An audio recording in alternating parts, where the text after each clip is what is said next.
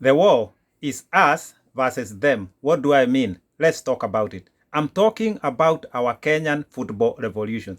The war, which is war on its own right. The war is against us, the reformists, the people who believe in change, the people who want to see change in our Kenyan football, against those people who do not want to see change, those people who want status quo to remain, those people who want Kenyan football to belong to just a few individuals who have been benefiting from our Kenyan football. Therefore, we must agree that the war, the struggle of our Kenyan football is a war, is a straight war of us versus them.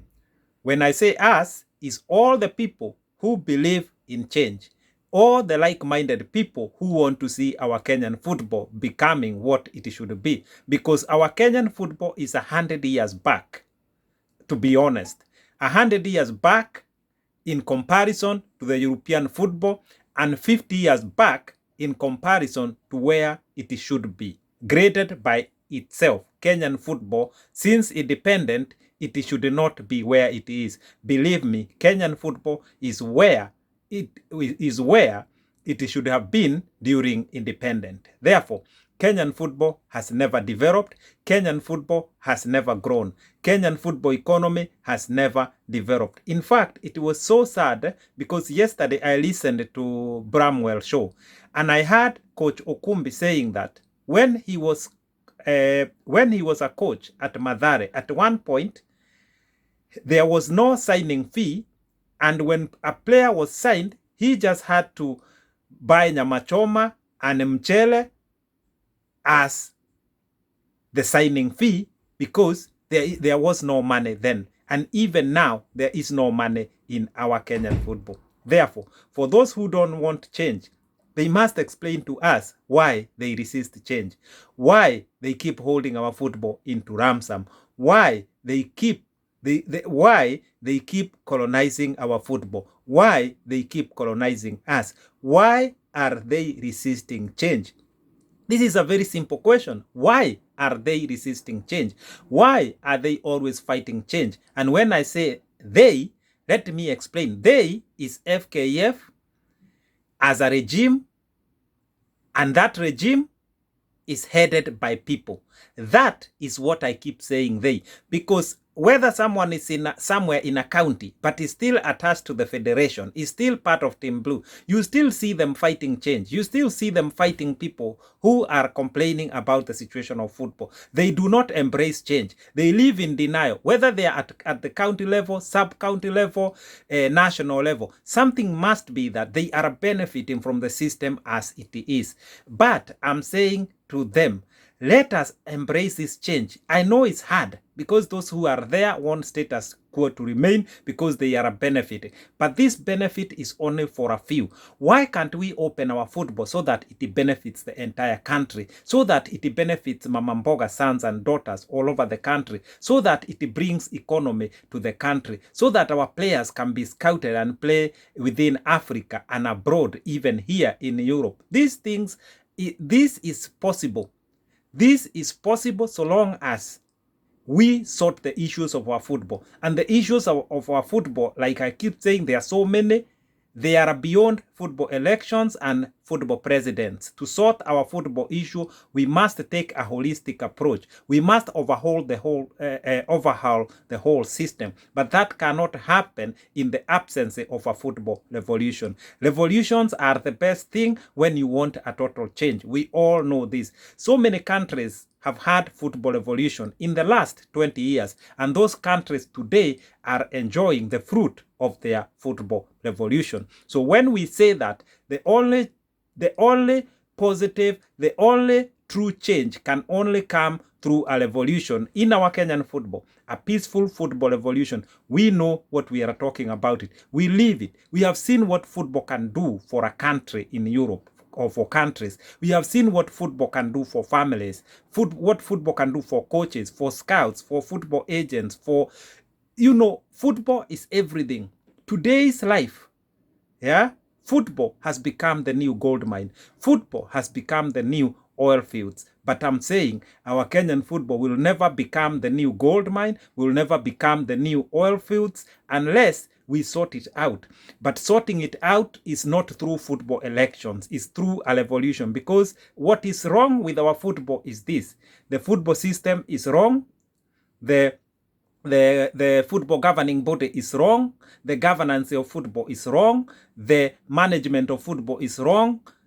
And that is not just the national federation, it's all the way to the branches and sub-branches. Everything is wrong. And unless we sort that out, until we put our football back to the factory settings, nothing is going to change. But that cannot be put back to factory settings without a football evolution. Football evolution is like a turn of a clock. Yeah?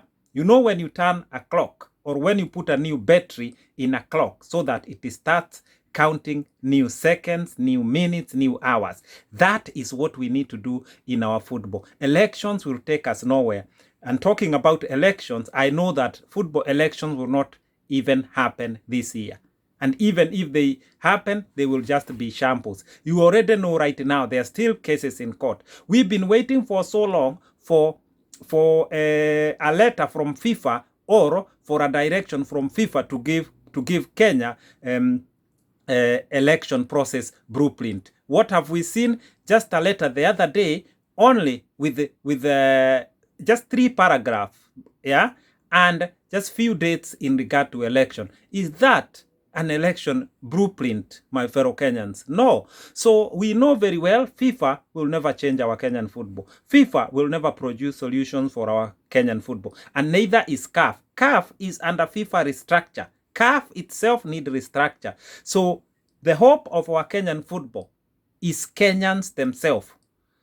We must sort this issue without the help from FIFA, without hoping anything to come from CAF. As Kenyans, like-minded people, people who want to see true change, are like-minded, and through what we are talking about, through the revolution, through Vision Total Football Kenya, this change is going to happen. It is imminent. I know we have been waiting for some time, but sometime mvumilivu hula mbivu. The shambles that are in Kenya right now, in the mixture of all that, we cannot add a football revolution on that. We have our timing, we have our clocks right, and we want people in Kenya to understand we are not after football elections. We do not believe in football elections. We are telling even the aspirant, stop this rush for elections. Elections will take our football to nowhere. In fact, if any elections are going to take place, and especially the national election, that is only going to give a free ticket to Team Blue for another 4 years. There is no election that's going to be fair. The election system itself is faulty. We keep saying this because we know what we are talking about. There is nothing that we say that we cannot produce evidence, that we cannot give direction to.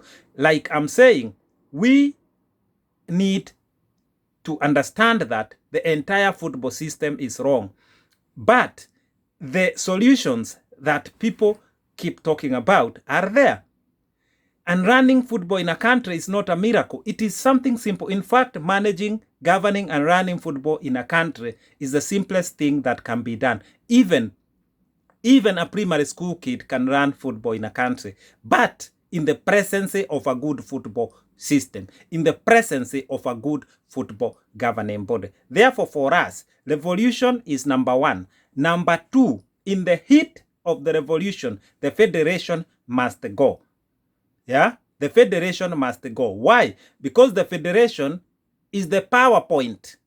Yeah, is the center of power for those who live in denial, those who want status quo to remain, those who don't want to change. And the football governing body itself is faulty. It is not capable of governing football in Kenya. Should you want evidence, I can produce that. But what I'm saying is this: a revolution means a revolution. A revolution brings in a new era. We cannot have a new era that involves FKF. This will be painful to those who want status quo to remain, but the interest of 50 million Kenyans is more important. And I tell you what, even even during the fight and the struggle for a new constitution in Kenya, for a new government system in Kenya, there were people, those who are opposing it. Today, they are the biggest beneficiaries. Therefore, those who want status quo to remain, those who are resisting change, I want to promise them that they, in the future, or their children or their grandchildren, are going to enjoy the changed football that we are talking about. This revolution is to benefit all Kenyans. And in terms of football presidency, we are not interested. The time has come for Kenya for that Kofi Annan moment. The chaos in our football require a proper direction, require a proper change. Remember this moment we are in our Kenyan football is equivalent to where we were, the mess, when Kofi Annan came. However, for that one, I want to apologize for so many families and for people who lost their lives. So don't get me wrong. But the shambles that we are in our Kenyan football, require a different mindset to sort it out. And I'm saying this, revolution will give power to the people of Kenya. Kenyan people have no power in regard to their own football. The power has been taken. We need to shift the center of power. We need to create people-centered football and take power back to the people in villages, back to the people across the country, so that they can make decisions in regard to their own football. Their own football affects them. They must be able to make the correct and the right decisions. And we cannot forget about football economy.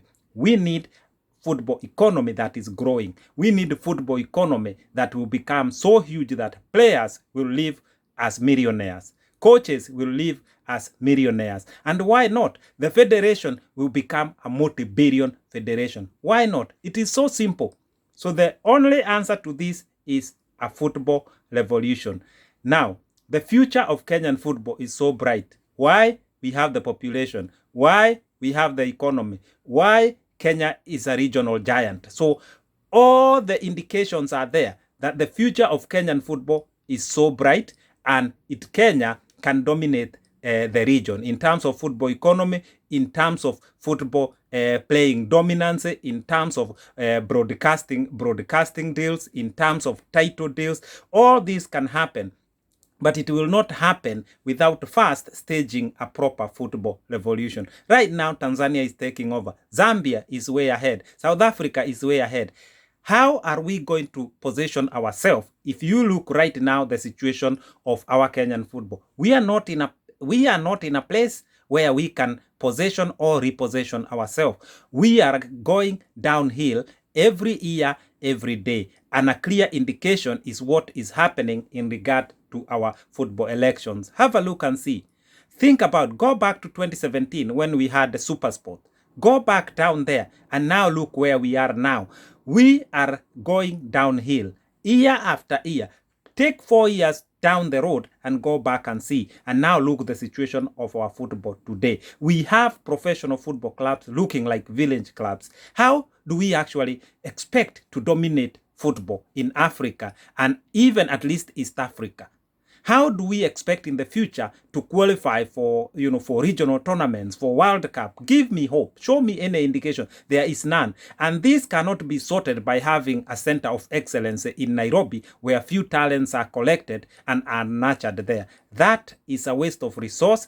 That is a hopeless project for Kenyan people. Let us stage a football revolution. Let us sort our football system. So whether you are based in Garissa, Moyale, Marsabit, Isiolo, a child will be able to play football and they will be able to be nurtured and they will be able to progress their talent. And then we'll be able to make Kenyans fall in love with Kenyan football. Because right now, Kenyans have fallen in love with European football. That's why the stadiums are empty. We can correct this. We just need to put our football back to the factory settings. And that is through a football revolution. Therefore, the war is us against them. Is us versus them. If you believe in change, if you are like-minded, you are us. If you want status quo to remain, if you are fighting change, you belong to them. The war is us versus them. I leave you in peace. I'm gone. Aluta continua.